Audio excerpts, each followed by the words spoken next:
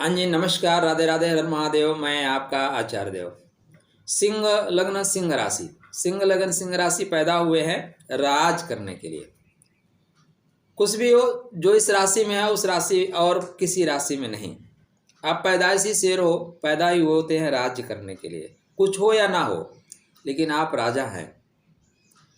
शेर को आपने देखा है, जंगल में जो शेर होता है ना तो सबसे बड़ा होता है, उससे बड़ा हाथी होता है, जिराफ होते हैं, बहुत बड़े बड़े होते हैं। ताकत में भी बहुत बड़ा नहीं होता, ताकत भी उससे ज़्यादा जानवरों के पास होती है। भागने में भी देखें ना तो बाघ और चीता उससे ज़्यादा तेज भाग लेते हैं। आप चालाकी में देखिए तो लोमड़ी उससे बहुत ज़्यादा चालाक होती है, लेकिन फिर भी वो शेर होता है क्योंकि उसको लगता है कि वो शेर है। तो आप लोगों को लगता है कि आप पैदा हुए हैं राज करने के लिए, इसलिए आप लोग राज करते हैं। तो सिंह लगन सिंह राशि जिसकी उत्पत्ति हुई है राज्य करने के लिए। आप के पास जो नक्षत्रों की शक्ति है वो अद्भुत है। मघा, त्यागी से पानी शक्ति लेके चलते हैं। मघा नक्षत्रो अति तेज युक्ता, ठीक है ना। आकाशीय बिजली जैसे हैं, जिस पे गिरेंगे स्वाहा कर देंगे, ध्वस्त कर देते हैं। पूर्व फाल्गुनी उत्तर फाल्गुनी सुंदर से दो नक्षत्र हैं, जुड़वा नक्षत्र हैं। पहले भी प्रसन्न रहते हैं और बाद में भी प्रसन्नता का अनुभव करते हैं। ऐसी आपकी शक्ति है, ऐसा आपका तेज है। आपके लिए 2023 में कौन कौन सा समय ऐसा होगा जहां पे आप अपना भुजबल दिखा सकते हैं, या कह सकते हैं श्रेष्ठतम समय।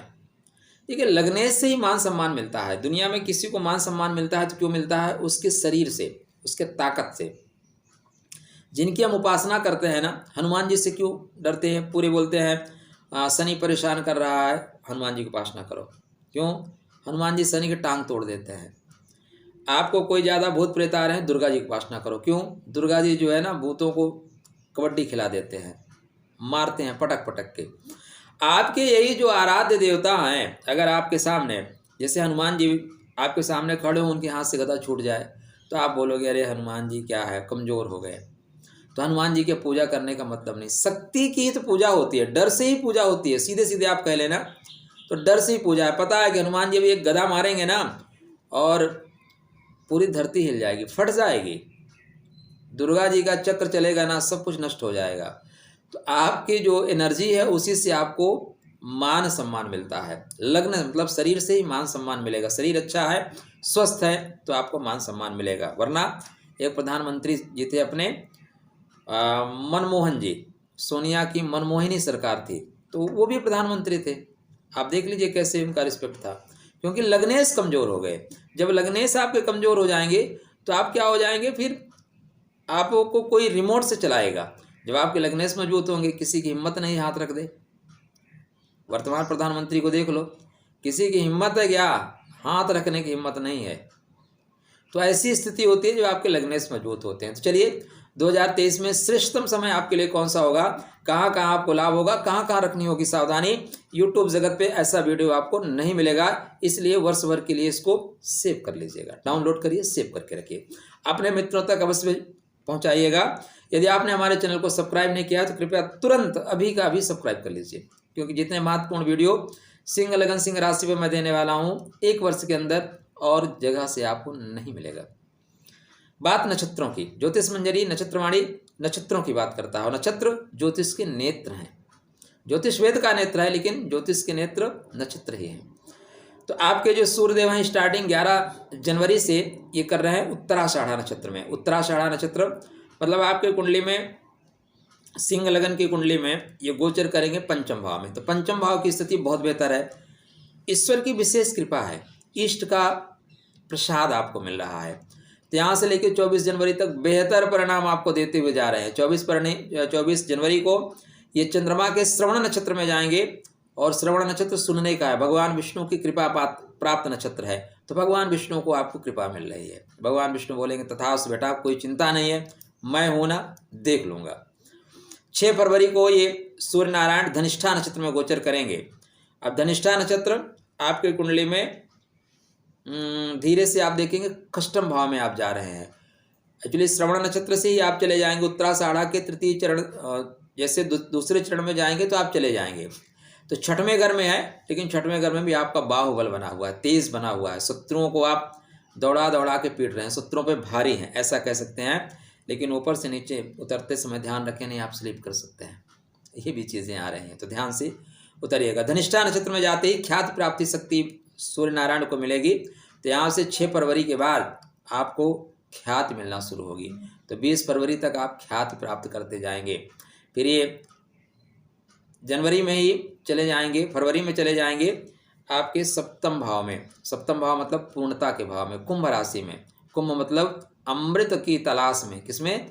अमृत की तलाश में चले जाएंगे। तो यहाँ पे धनिष्ठा नक्षत्र में शक्तिशाली रहेंगे, आपके मंगल का प्रभाव रहेगा। सतविसा नक्षत्र में जाएंगे 20 फरवरी से। तो सतविसा राहु का नक्षत्र है, और राहु के नक्षत्र में सूर्य नारायण जो है ना बहुत अच्छा लाभ नहीं देते। लेकिन अगर आप पद पे हैं, आप प्रतिष्ठा पे हैं, तो नीचे काम करने वाले लोग भी, देखिए अगर आप सर्प का फन कुचलना जानते हो ना, सर्प का फन कुचलना जानते हो, तो कोई भी भुजंग, कोई भी बिस्तर आपका कुछ नहीं उखाड़ सकता, कुछ कर ही नहीं सकता जी। हाँ, जब आप नहीं जानते हैं तब फिर पानी वाले सर्प से भी आपको डरना होगा। तो यहाँ पे आपके सूर्य नारायण को शक्ति मिलती है कि सर्प के विष को निकाल सकते हैं, क्योंकि अपने पुत्र के मूल त्रिकोण राशि में है, शनि के कुंभ में है। और आत्मा को क्या चाहिए? आत्मा को तो अमृत चाहिए ना, तो आत्मा अमृत के घर में जा रही है। यहाँ पे राहु के जो नक्षत्र है सतविसा, इसको बोलते हैं सतवेशजा नक्षत्र, 100 डॉक्टरों की एनर्जी वाला, बढ़िया फल दे रहा है। तो जीवन साथी से पूरा आपको लाभ मिलता हुआ दिखाई दे रहा है, व्यापार से पूरा लाभ मिलता हुआ दिखाई दे रहा है। 5 मार्च को पूर्व भाद्रपद नक्षत्र मतलब गुरु के नक्षत्र में जाएंगे। पूर्व मतलब पहले, भद्र मतलब श्रेष्ठ। तो स्टार्टिंग की जो आपकी श्रेष्ठता है उसको लास्ट तक आप बना के रखेंगे, ऐसी स्थितियां दिखाई दे रही हैं। इसके बाद ये चले जाएंगे शनि के नक्षत्र उत्तर भाद्र में, थोड़ा स्लो हो जाएंगे, थोड़ा स्लोली हो जाएंगे। तो गुरु के नक्षत्र में जाने से भी गुरु की बातों को सुनना पड़ता है, गुरु की बातों को ध्यान देना पड़ता है। शनि के नक्षत्र मतलब सेवक वर्ग से आप काम कर रहे हैं, यहाँ पे आप सेवक वर्ग से काम कराते हुए जा रहे हैं। लेकिन यहाँ पे एक चीज़ ध्यान देना होगा कि सूर्य नारायण अष्टम भाव में जा रहे हैं। अष्टम भाव का मतलब है साधना, अष्टम भाव का मतलब है थोड़ा सा नीचे उतरना, नीचे उतर के काम करना। इस तरह की स्थितियां से सूर्य नारायण को 2-4 होना पड़ेगा। तो यहाँ पे थोड़ा सा आपको वेट करना है। कोई नए काम के लिए इंतजार करिए, जरूरी थोड़ी नए कभी कर लेंगे, अभी तो समय बेहतर आने वाला है। तो यहाँ पे जब तक 1 अप्रैल तक ये रेवती नक्षत्र में, 1 अप्रैल को रेवती नक्षत्र में प्रवेश कर रहे हैं, यहाँ तक आपको सावधानी रखनी होगी। 14 अप्रैल को फिर ये प्रवेश करेंगे अश्विनी नक्षत्र में।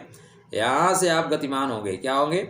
यहाँ पे आप घोड़े पे सवार होंगे। तो आपके लिए 2023 में जो श्रेष्ठतम समय है वो एक ये समय है, नोट कर लीजिए।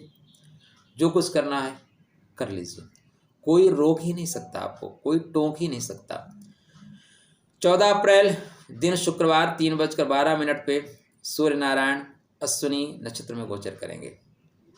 अश्विनी नक्षत्र में राहु भी बैठे होंगे, लेकिन राहु सूर्य नारायण की सेवा करने के लिए बैठे हैं। किसके लिए? भाई राजा आ रहा है ना, तो उसके लिए पंडाल पहले व्यवस्था हो जाएगी। तो वहाँ पे सेवक 2-4 छोड़ दिए जाते हैं कि भाई राजा आ रहा है, ध्यान देना। यहाँ पे सूर्य नारायण के साथ साथ गुरु महाराज भी 21 अप्रैल को प्रवेश करेंगे। तो अच्छा योग रहेगा, जो कुछ करना चाहोगे वो कर ले जाओगे, अश्व की गति जैसे दौड़ोगे, शक्तिमान रहोगे।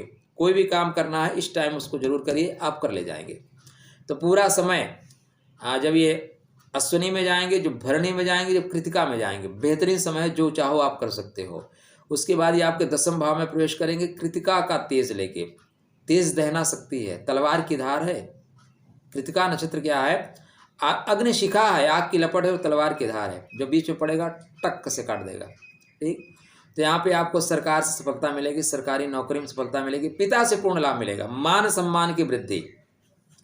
यहाँ पे कहीं चुनाव उनाव लड़ जाइए महाराज, सफलता मिल जाएगी। अगर इसी बीच चुनाव है तो, और जगह है तो मत लड़िएगा। यहाँ पे जो भी काम आप कर रहे हैं डेफिनेटली आपको सफलता मिलेगी। तो आप कोशिश करिए कि जैसे आपके 14 अप्रैल के बाद समय स्टार्ट हो रहा है, यहाँ पे आप काम करते हुए निरंतर जाइए, कोई आपको रोक नहीं सकता। तो कृतिका नक्षत्र में प्रवेश तक पूरा लाभ देंगे, मतलब 25 मई तक। 25 मई को रोहिणी में जा रहे हैं, रोहिणी में थोड़ी सी गति आपकी कम होगी। क्यों? रोहिणी शांति का नक्षत्र है, रोहिणी चंद्रमा का नक्षत्र है, तो थोड़ा सा प्रेम पूर्ण वातावरण होगा। उसके पहले आप काट छाट करते हुए जा रहे हैं, शक्ति ज़्यादा है, तेज ज़्यादा है। तो रोहिणी में भी आरोहणा शक्ति आपको मिलेगी। तो रोहिणी में दूसरों को अपनी बात मनवा लेंगे आप, दूसरों से अपनी बात मनवा लेने की क्षमता है। और देखिए, दूसरे आपकी बात तभी मानते हैं ना जो अपने आप को कमज़ोर पाते हैं। आपने कहानी पढ़ी है ना चंद्रगुप्त की और सेल्यूकस की। सेल्यूकस ऐसे ने अपनी बेटी का विवाह चंद्रगुप्त के सामने नहीं किया था। सेल्यूकस इतनी बुरी तरह से हारा था कि उसके सामने एक ही ऑप्शन था, मृत्यु या अपनी बेटी का विवाह। दूसरा कोई ऑप्शन ही नहीं था। एक ही ऑप्शन चाणक्य ने छोड़ा था, या तो तुम मृत्यु का वर्ण करो या तो अपनी बेटी की शादी कर दो चंद्रगुप्त के साथ। दूसरा कोई विकल्प ही नहीं था। तो ऐसे समझौते ऐसे ही होते हैं, आदमी समझौता ऐसे ही करता है। तो आपके अंदर इतनी शक्ति होगी कि शत्रु या विपरीत स्थिति में पड़े हुए लोग आपसे समझौता कर लेंगे। बेहतर समय है आपके लिए। इसके बाद आप 8 जून को आपके सूर्य नारायण मंगल के मृगशिरा नक्षत्र में जाएंगे। कस्तूरी कुंडल वसे मृग ढूंढई बनवाहि। तो आपके पास अपने सारे खुशी के आयाम होंगे, लेकिन मन तो चंचल होगा। तो कभी कभी चंचल मन का भी आनंद लेना चाहिए। तो चंचल मन का आनंद उठाइए। आपके लिए ये कामनाओं की पूर्ति के घर में जा रहे हैं, तो समस्त तरह की कामनाओं की पूर्ति का समय है। यहाँ पे आपकी कामना पूर्ति हो रही है। अब यहाँ के बाद थोड़ा सा ध्यान देना है। 13 जून को ये प्रवेश करेंगे आर्द्रा नक्षत्र में, ठीक है ना। तो 13 जून से 22 जून, 13 जून के आसपास प्रवेश करेंगे आर्द्रा नक्षत्र में। आर्द्रा नक्षत्र में जो प्रवेश है वो आपको सावधान रहना है। आर्द्रा मतलब एक गीली मिट्टी, एक कीचड़, एक दलदल। क्या? एक दलदल। तो दलदल में आप फंस सकते हैं। आपकी जो पिछले कई महीनों की कमाई हुई यश है ना, उस पर कीचड़ फेंके जाएंगे, परेशान हो जाएंगे। तो सावधानी रखिए। इस समय कोई नया रिस्क मत लीजिएगा, कुछ ऐसा मत करिएगा जिससे कि आपकी छवि खराब हो। प्रेम प्रसंगों से दूर रहिएगा, क्योंकि जो राहु है ना मौका ढूंढ रहा है, आर्द्रा मौका ढूंढ रहा है, ये आपको नुकसान कर सकता है। तो थोड़ा सा दूरी बना के रखिएगा। इसके बाद जुलाई माह में ये पुनर्वसु नक्षत्र में प्रवेश कर रहे हैं। तो 6 जुलाई के आसपास इनका जो गोचरी स्थिति बन रही है, 6 जुलाई के आसपास, 6 जुलाई के आसपास ये प्रवेश करेंगे आपकी कुंडली में पुनर्वसु नक्षत्र में। पुनर्वसु मतलब फिर से। तो फिर से खोई हुई प्रतिष्ठा को आप हासिल कर रहे हैं। लेकिन इसके बाद सूर्य नारायण अपने से द्वादश चले जा रहे हैं। तो द्वादश की जो स्थिति है वो ठीक नहीं है। 25 जुलाई को ये प्रवेश, 20 जुलाई को प्रवेश करेंगे पुष्य नक्षत्र में। शनि का श्रेष्ठतम नक्षत्र है पुष्य। तो व्यवस्था कर रहे हैं, दूर जाके विदेश में जाके आप व्यवस्था कर रहे हैं खान पान का। विदेश का सफ़र आप तय करना चाहते हैं तो विदेश का सफ़र यहाँ आपके लिए अवेलेबल है। 3 अगस्त को अश्लेषा नक्षत्र में जाएंगे। अश्लेषा मतलब बंध जाना, फंस जाना। शब्दों पे ध्यान देना। अश्लेषा मतलब फंस जाना, अश्लेषा मतलब बंध जाना। तो ऐसी स्थितियां बन रही है कि बंधन योग बन रहा है। एक समय के लिए आपके लिए, कुछ समय के लिए बंधन योग बन रहा है। और बंधन योग कई तरह से हो सकते हैं। ऐसी परिस्थितियां क्रिएट हो जाएं यहाँ वहाँ से आप निकल ही ना पाओ। ऐसा आप कुछ कर्म और कांड कर दो कि आपको बंधन में जाना पड़े, जेल जाना पड़े। यह समय निश्चित रूप से आपके लिए खराब है। तो कृपया बहुत ध्यानपूर्वक कार्य करें। 17 अगस्त को मघा में आएंगे। तो मघा में आते ही आपकी शक्ति बिल्कुल घमाघम हो जाएगी। मघा बादल की जो गर्जना है ना, उस गर्जना से जंगल में शांति आ जाती है। सिंह की गर्जना से भी शांति आती है, लेकिन जब बादल गरजता है ना तो सिंह भी शांत हो जाता है और मन मयूर नृत्य कर उठता है। तो मघा की शक्ति जैसे ही आपकी कुंडली में प्रवेश करी, सूर्य नारायण मघा नक्षत्र में प्रवेश कर रहे हैं 17 अगस्त से, आप अपने वास्तविक स्वरूप में आ रहे हो। बिल्कुल शेर सिंहासन पर बैठ जाएगा। तो यहाँ पे मघा में पहुँचते ही मघा का प्रभाव होगा त्यागी से अपानी शक्ति लेके। मघा, पूर्व फाल्गुनी, उत्तर फाल्गुनी, तीनों में आप बेहतर काम करेंगे। मतलब मघा में प्रवेश कर रहे हैं 17 अगस्त को, 21 अगस्त को प्रवेश करेंगे पूर्व फाल्गुनी में, 14 सितंबर को उत्तर फाल्गुनी में। बेहतर परिणाम देते जा रहे हैं 27 सितंबर तक। जो चाहते हो, जैसे चाहते हो महाराज वैसे कर ले जाओगे, कोई आपको रोकने वाला नहीं है। फिर इसके बाद हस्त नक्षत्र में जाएंगे। हस्त नक्षत्र कला का नक्षत्र है। कला से आपको देखिए, कला जो होती है ना, राजा जो है कलाकारों को बुलाता है। राजा खुद पेंटिंग वोंटिंग नहीं करता। ये तो साहित्यकारों ने कुछ लिख दिया। कुछ ऐसे राजा हुए। राजा जो है, इसीलिए राजा के दरबार में 9 मंत्री क्यों होते थे? क्योंकि उसको विचारने की जरूरत ही नहीं है। भाई भले बैठ जाओ, उठ जाओ, हाँ क्या हुआ, वित्त मंत्री की क्या हालत है, धर्मगुरु को बैठा रखा है, हाँ महाराज नक्षत्र कब आ रहा है, कब योग बन रहे हैं, विदेश मंत्री को बैठा रखा है, हाँ भाई क्या हो रहा है। तो राजा जो है खुद कला वाला नहीं करता, वो बोलता है हाँ मित्र मंडली को बुलाओ, नृत्य करने वालों को बुलाओ, नाचेंगे। कभी आप देखो किसी देश के राजाओं को, बड़े बड़े लोगों को, हाँ आजकल जो राजनीति वाले हैं वो तो राजनीति के लिए डांस करते हुए नजर आते हैं, वोट चाहिए, लेकिन राजा खुद जो है नाचता नहीं। तो ये कला में रुचि होगा, लेकिन इस तरह की स्थितियां आपके सामने बनेगी, कला का आप आनंद लेंगे। इसके बाद 24 अक्टूबर को स्वाति नक्षत्र, स्वाति आपको आर्द्रा, स्वाति, अश्लेषा, 3 नक्षत्रों का विशेष ध्यान रखना होगा। 27 नक्षत्र में 3 नक्षत्रों का विशेष ध्यान रखना होगा। इस नक्षत्र में आप फंसोगे, इस नक्षत्र में कमाई हुई कंडीशन जो होगी, कमाई हुई स्थितियां होंगी, उसको गंवा सकते हो। कमाने में वक्त लगता है, गंवाने में नहीं लगता। तो स्वाति नक्षत्र 24 अक्टूबर से लेकर पूरा 7 नवंबर तक की जो स्थिति है वो गंवा दोगे। मतलब कोई ना कोई ब्लेम लगेगा, कोई ना कोई कीचड़ आपके ऊपर उछाला जाएगा, कहीं ना कहीं से परेशानी आएगी। तो सावधानी पूर्वक काम करें। इसके बाद ही विशाखा, मतलब 2 शाखाओं में गुरु के नक्षत्र में जाएगा। तो जब परेशानी आती है, जब ब्लेम लग जाएगा, तो आदमी 2 तरह की बात करता है, जी मैं तो था नहीं, जी उन्होंने ब्लेम लगाया। तो 2 शाखाओं में आपको बंटना पड़ेगा। शेर को भी कभी कभी क्या है, सर्कस का शेर बना दिया जाता है, तो कभी कभी सर्कस का शेर भी बनना पड़ता है। इसके बाद काम नहीं बनेगा तो आप शनि के अनुराधा नक्षत्र में जाएंगे। चलो पूजा पाठ करते हैं। क्या करते हैं? पूजा पाठ, भक्ति। जब हमारा कहीं बस नहीं चलता ना, तभी तो हम परमात्मा की तरफ बढ़ते हैं। नहीं तो हम परमात्मा को तो बोलते हैं नहीं, परमात्मा दूसरे जगत की चीज़ है, इस जगत में काम ही नहीं है। तो यहाँ पे कंडीशन आपके खिलाफ जा रही है, तो आप अनुराधा में जाके प्रवेश कर रहे हैं और ईश्वर की कृपा प्राप्त कर रहे हैं। उसके बाद ज्येष्ठा, मतलब इंद्र की शक्ति लेके आप प्रकट हो रहे हैं। आओ निपट लो, 2-2 हाथ हो जाए। क्या 2-2 हाथ करने की शक्ति आपकी आ जा रही है? क्यों? क्योंकि सूर्य नारायण इस समय मंगल की दूसरी वृश्चिक राशि में गोचर कर रहे हैं, तो बिल्कुल निपटने की शक्ति आ जा रही है। इसके बाद धीरे से सूर्य नारायण फिर जहाँ से आपने स्टार्ट किया था मूला नक्षत्र में प्रवेश करेंगे। मूला नक्षत्र में 16 दिसंबर को जाएंगे और 29 दिसंबर को पूर्वाषाढ़ा नक्षत्र में, उत्तराषाढ़ा पूर्वाखाड़ा दोनों युग्म नक्षत्र हैं, तो उत्तराषाढ़ा से स्टार्टिंग करके पूर्वाषाढ़ा में लाके ख़त्म कर रहे हैं। उत्तराषाढ़ा मतलब उत्तर मतलब पहले, आषाढ़ मतलब प्रसन्न रहना, और पूर्वाषाढ़ा मतलब बाद में भी प्रसन्नता। तो स्टार्टिंग में आपकी प्रसन्नता और अंत में भी प्रसन्नता। यदि आपकी सिंह लगन है तो कोई डाउट नहीं है, आप एक माड़िक पहन के रखिए, शेर जैसे चमकते रहोगे। मंगल को भी मजबूत करो। लेकिन सिंह राशि है, लगन आपका कुछ और है, तो रत्न मत पहनना, नुकसान कर जाएगा, नुकसान कर जाएगा।